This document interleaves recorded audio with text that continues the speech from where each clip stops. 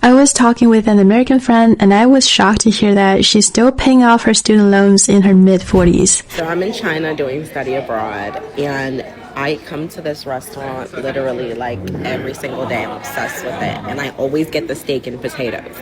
They give me like this much potatoes every time, and I ask them specifically to give me extra potatoes. Look how much potatoes they gave me. Hold on. Like, this can't be real, y'all. Look at all those potatoes. Ni hao! I'm going to let you know why I did China for my study abroad. One, I'm an international relations major. It just makes sense to travel when you have an international relations major. Two, I've been learning Chinese from 7th to 11th grade, and I took it in college. So when you're that young and you learn a language, it really just doesn't leave you. That means you've been learning it for a long time, and it's the only language I know. Plus, for international relations, you need a language requirement passed in order to graduate. And the language that I took was Chinese. So obviously, I'm going to stick with the only language I know, and that's Chinese. Like, I only know English and Chinese. That's it. I didn't really grow up with parents that, could speak a different language and it was like useful. I don't speak French or Spanish or, anything of use. You know what I mean? No shade. To study. Yes. Now, these exchange programs are a great opportunity to come to China for a semester or two. And I think if that's for you, you should definitely do that. That will add to your value, give you international experience. You'll be able to make some Chinese friends, learn about another country, and so forth. But there is actually a better way to do it.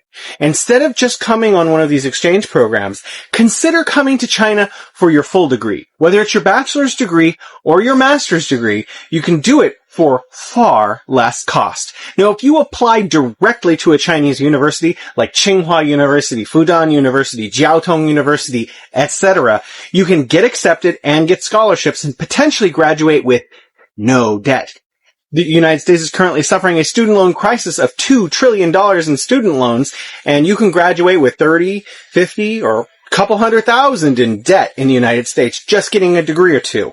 But if you come to China, you'll be able to get the degree and potentially graduate with no debt because the cost of living in China is so low and there are so many scholarships available and the cost of tuition is so low that you might just be able to get out with a bachelor's degree with no debt and then enter into your career much more free than your American compatriots who are graduating with enormous amounts of debt and stress. So, if you already have a bachelor's degree, great. Come to China for a 1 or 2 year master's degree. Oh, I don't speak Chinese, Jason. That's not for me. You don't need to speak Chinese.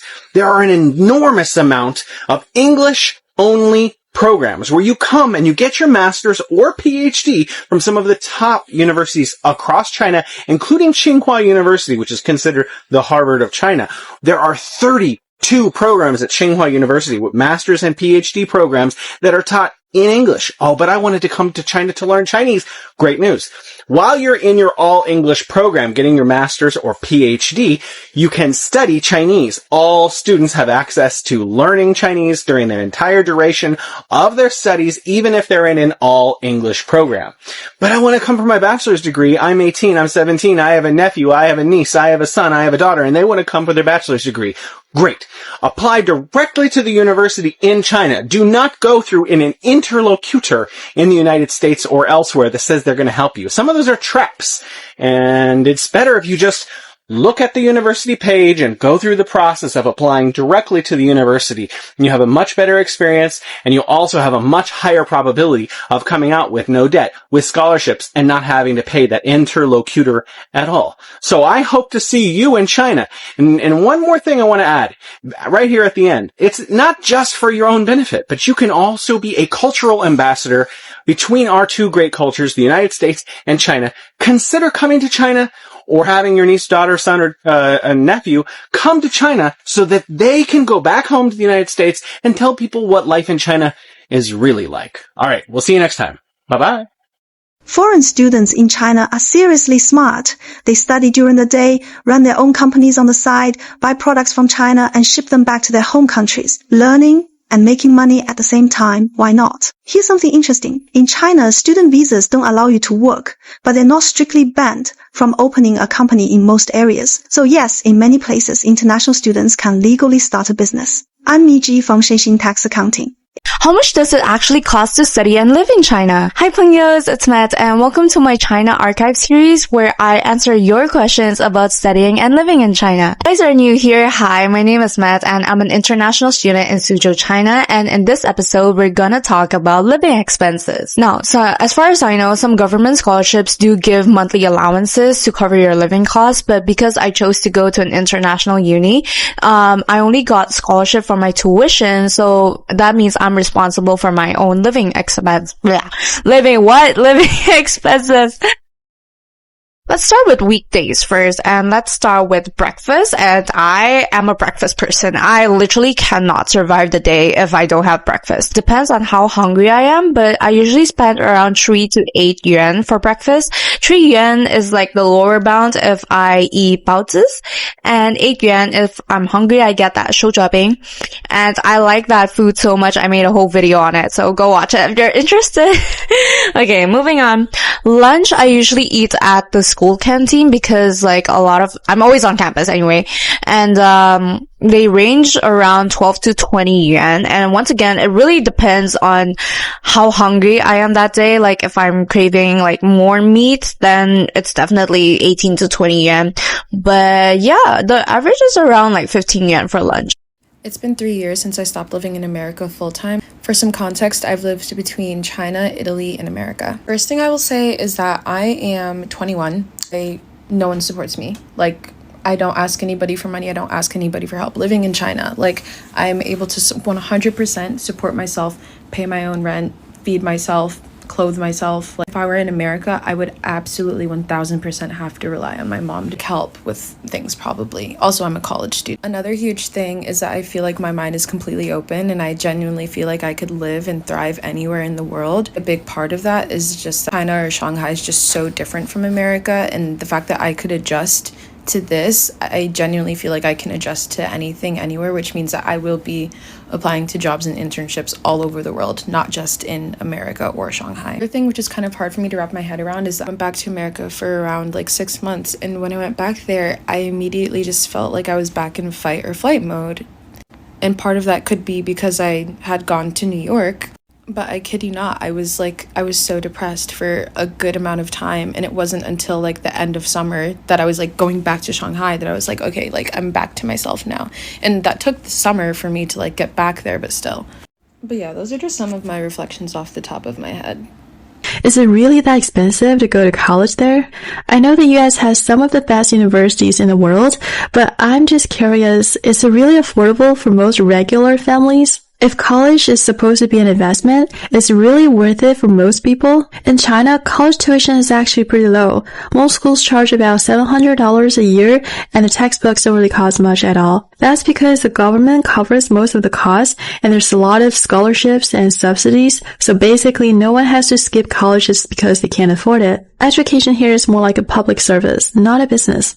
But in the US, is it more like an investment? Like you spend a huge ton of money getting into a top school, landing a good job, and moving up in life? Does that investment eventually pay off for most people? Or has college become kind of like a game for the rich? I'm sorry if I'm wrong, I'm just guessing. Of course, young people in China have their own struggles, like the big mortgage debts right after graduation and the pressure to get married. I guess we're just all struggling in our own ways. Why did I come to China? I just wanted to get out of the hood. Well, first of all, the quickness of the paperwork. I really wanted something quick and efficient and not very expensive. So yeah, China was the best bet. I applied to come in May, and by September, I was already here. Number 2 was convenience and affordability. I'm a broke girl who likes all of the fine things in life, so obviously I had to go for something that is going to give me a good lifestyle. Fit check. We're all now well aware that China is the leading producer in the world, so all of the things, like everything you can think of, can be made in China. My My other point was the quality of the education, more so in terms of practicals. Here in China, I have a hands-on experience. Like, I'm going to actually do what I'll be doing in my work field. And then, not to forget, China has a lot of scholarship opportunities. When you come here, it's very easy to get a scholarship here. You just have to put in the work. When you study hard and all that, you can get a scholarship here by the government scholarships. There are so many scholarship opportunities here.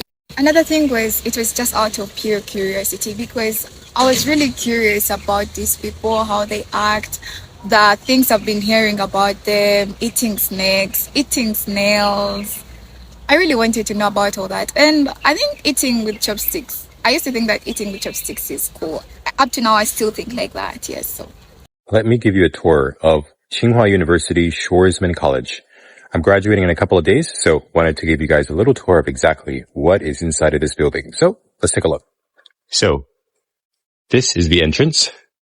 When you come in, you have a view of the entire building and a green lawn in the front. Entering Schwarzman College, there's a doorman. 谢谢.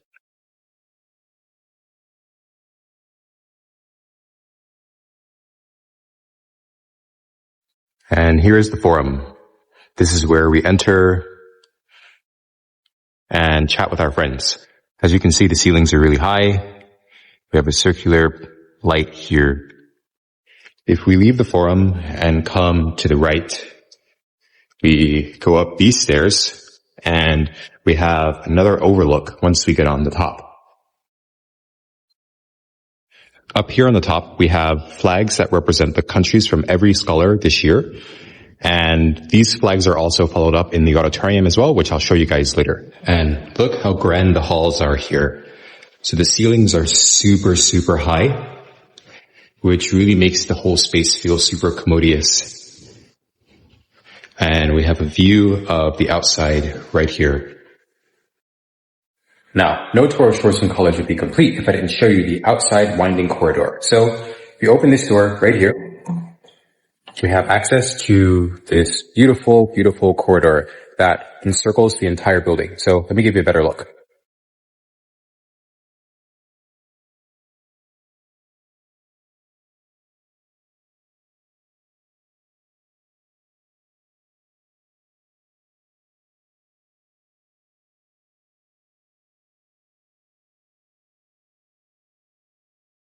As you can see, this is a super cool spot to come out, do some work. You can sit down here, chat with friends.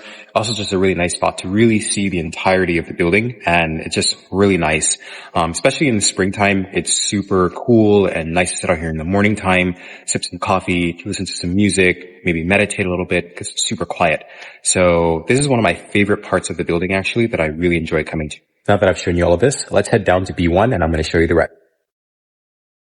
Now we're downstairs in the B1 level, and this is where we take all of our classes and also where we have access to the courtyard outside. So let me show you guys what this looks like.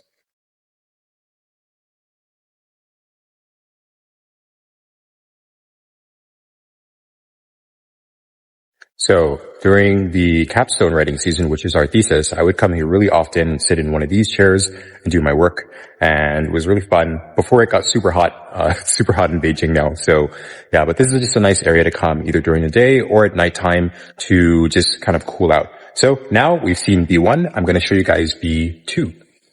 And actually from B1, you're able to see directly down into B2. So we can see down here, we have a couch area. So now we're downstairs at the Dalio Auditorium, and this is the place that I just showed you guys. And if we walk over here, we have a seating area. So this is usually where people will get meals, just kind of hang out, chill, take calls. And over here we have our team rooms. So if you look, inside is extremely quiet, and this is where most people come to work on projects with other people, work on essays, different things like that. And you can also reserve these rooms. As you can see here, currently they're not reserved because there are no classes going on, but ordinarily someone could reserve a time and you'd be able to stay here for as much time as you'd like. And now we enter Dalio Auditorium.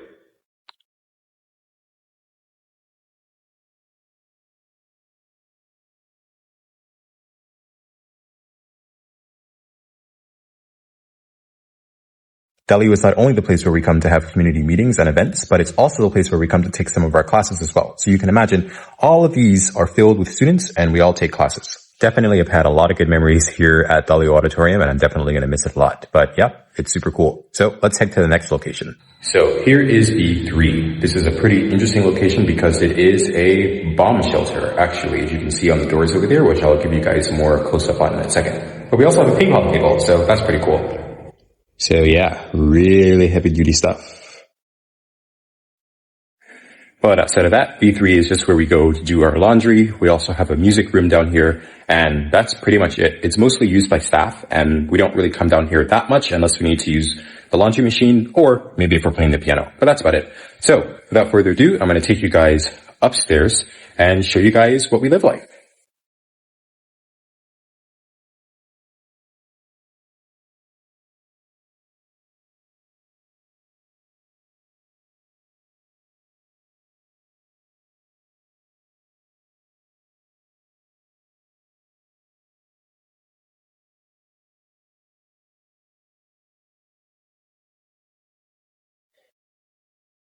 So usually in the common rooms, I just sit here and chat with friends. This is where some of the best conversations at the college actually happen. Just, you always have people walking through this corridor here or at that corridor over there. They're always coming inside and, you pass by them, you have a impromptu conversation with them and you wind up staying here until 2 or 3 o'clock in the morning and that becomes the night. So yeah, this common room is very sentimental to me and I have had some of the best conversations of my life here. I've interacted with some of the best people I've ever met. So, yeah, I think, this is definitely one of the hallmarks of Schwarzman College are the common rooms. I think that's one of the things that makes it so special.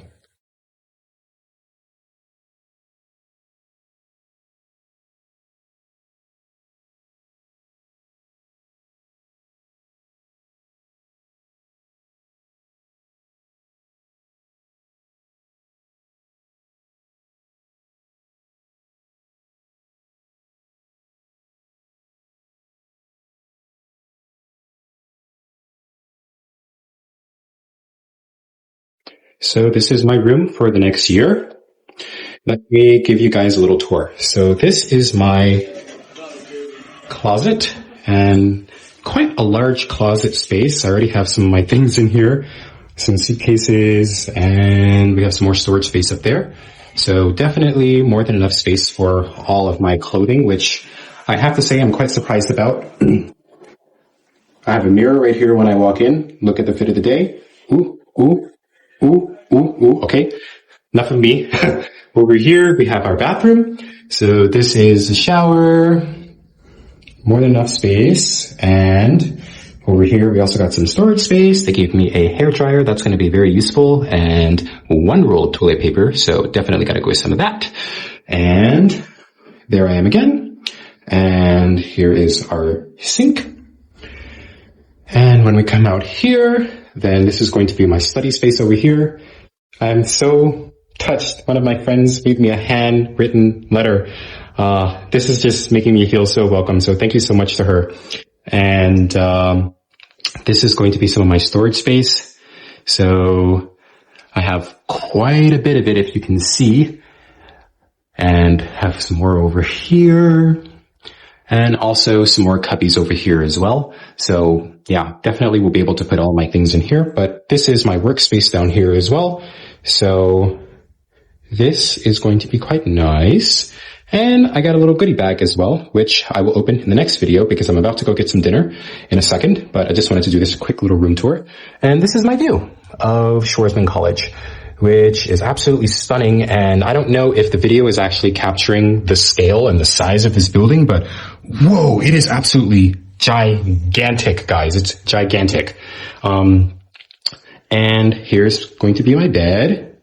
And we have some more storage space over here. So this is going to be nice as well.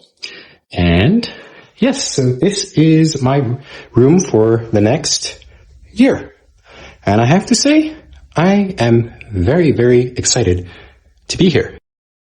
Foreign students in China are seriously smart. They study during the day, run their own companies on the side, buy products from China and ship them back to their home countries. Learning and making money at the same time, why not? Here's something interesting. In China, student visas don't allow you to work, but they're not strictly banned from opening a company in most areas. So yes, in many places, international students can legally start a business. I'm Miji from Shexin Tax Accounting. If you're thinking about starting a business in China, feel free to reach out via the contact info on my profile. I'd love to help.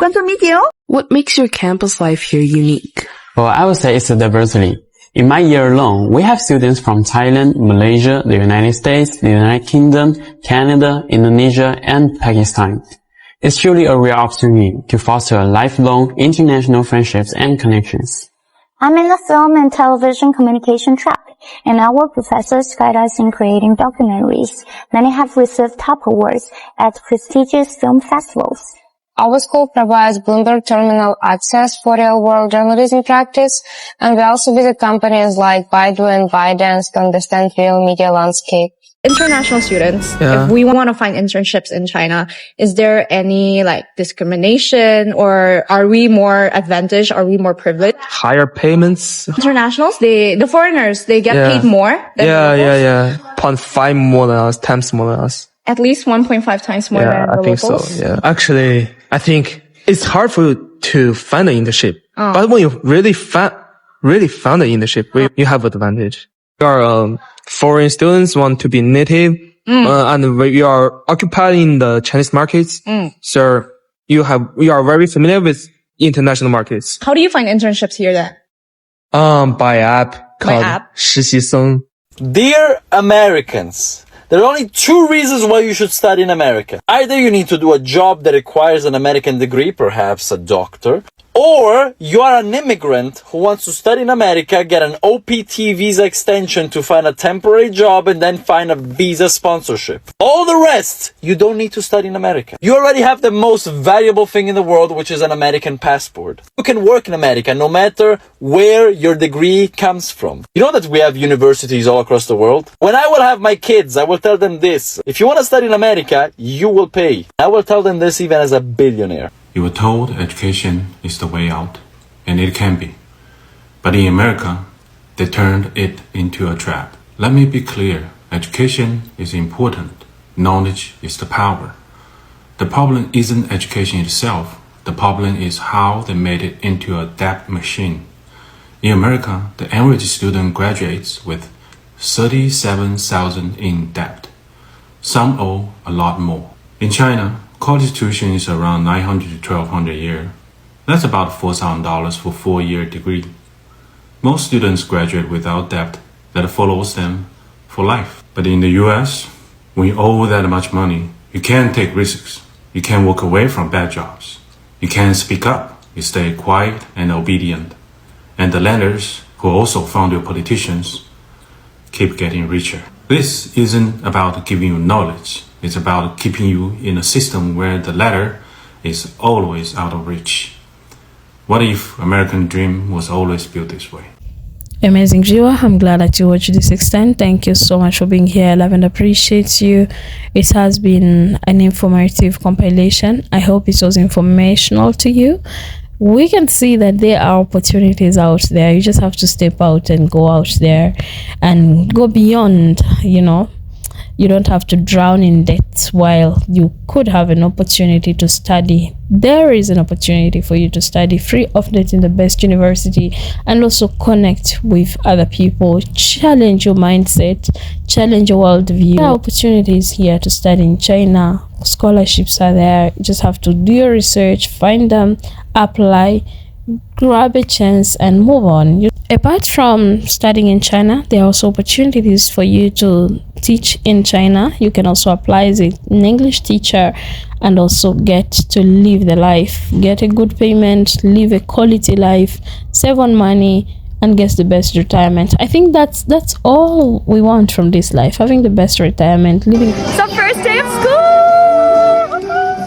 So I've just arrived in my classroom, Erin's in her classroom. Time to start prepping for my first lesson. Ignore my sweaty, glowy face. It's like 35 degrees Celsius and I'm still adjusting to the climate. Okay, so it's first week, so we're not going to really have like a proper lesson. It's going to be more of an intro. So at least that'll be pretty chill to prepare. And I'm going to try and make a little PowerPoint about myself as well to introduce myself. But Our system is down and I don't yet know how to use Chinese internet. So I'm gonna have to use my phone to make a PowerPoint, but it shouldn't be too bad. It's now 8:42. I think the students arrive at 9, so I better hurry. But I do have a few lessons to prep in between, so it's fine. Okay, turns out the students actually arrive at school at 8 a.m., but they were at flag raising until 9. So first 2 lessons of the day are maths and Chinese, which are both in Chinese. Then the students have a little break time where they get to run around outside for 40 minutes.